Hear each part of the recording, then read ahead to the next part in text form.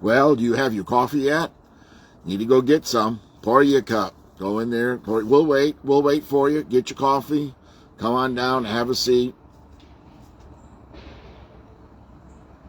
Gather around the table. My name is Wes Henson. I'm the interim pastor at the First Baptist Church of Cutler. And this is Coffee with Wes. So you got to have some coffee. If you don't like coffee, we'll just get your coffee cup, put something in it, pretend that it's coffee. And join us this morning for our devotion. Hey, let me give you a reminder, if I may. So, the overview of this week's adult Bible study is available. So just check it out in the show notes and in the description. There's a link there to this week's Bible study. There are some handouts, some resources that are available there as well. And then join us Sunday morning at 9:45 at the First Baptist Church of Cutler as we go into greater detail. And so that's all ready there to go, and I'll be sure to post it on the other platforms that I post on. If you don't see it, just hit me up, send me a message, email me, text me, whatever, and I'll see to it that you get it. Okay, let's get started on our devotion for today. So the title of it is Good Triumphs. Good Triumphs.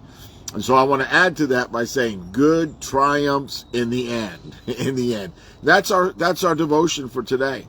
And that's not rocket science. It's difficult to see at times.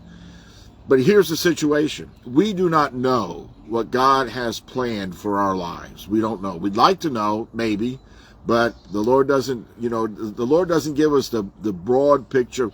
Sometimes we just see one step at a time. Situations come into our life and we may think, well, that's terrible and that is so unfair at the moment. And truly it may be. But what do we do? And, the old saying that old people say, just keep on living.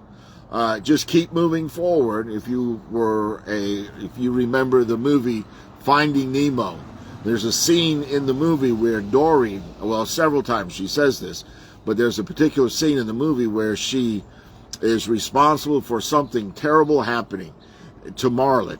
And Marlin is looking for his son Nemo. And she just messes everything up. But then she comes back up and she says, just keep swimming. Are you down, Grumpy Gills? Just keep swimming. In the show notes, in the description, there's a link to a short clip of what I'm talking about. If you got a moment, just 28 seconds, 30 seconds, click on that link and you'll see what I'm talking about.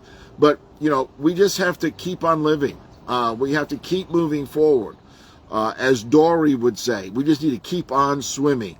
And that reminds us that we will understand more of God's plan as time moves on. Not to say that we're going to understand the whole plan that God has for our life. And I believe oftentimes, many times, maybe all the time, we leave this world not fully understanding all that God was able to do through us in all of our circumstances and situations. This was certainly true in the life of Joseph. As Joseph reflected back on his life, I'm probably sure he had his why me moments, right? Why me? Lord, why did I get thrown into the cistern? Lord, why did I get sold to the Ishmaelites and sent to Egypt? Lord, why did I get thrown in jail? I was doing the right thing and Potiphar's wife, falsely accused me. Why did this happen to me? But Joseph came to understand that God indeed had a plan for his life, just as God has a plan for our lives as well. In Genesis chapter 50, verse 20, Joseph tells his brothers, because they were all worried that he was going to seek some kind of revenge after his dad had died, but Joseph said, no, I'm not going to do that. But this is the verse, Genesis 50, verse 20. Joseph tells his brothers, he said, you planned evil against me. You dirty dogs. You planned evil against me. God planned it for good to bring about the present result, the survival of many people. So I want you to remember this on this Wednesday morning in the middle of the week when we're just not sure if we're going to get everything done. We may have gotten started with off to a bad week and we're just living it out. But I want you to remember this. Your life is also part of God's plan. Your life is part of God's plan. Let me give you a verse to take with you today. Jeremiah 29, verse 11. It's a verse that's one of these verses you need to underline, you need to memorize, you need to refer to. Jeremiah 29, verse 11. For I know the plans that I have for you, says the Lord. They are plans for good and not for disaster, to give you a future and a hope. It may not seem that way today, but God's plan for you is to give you a future, to give you a hope. It is God's plan for your good and not for disaster.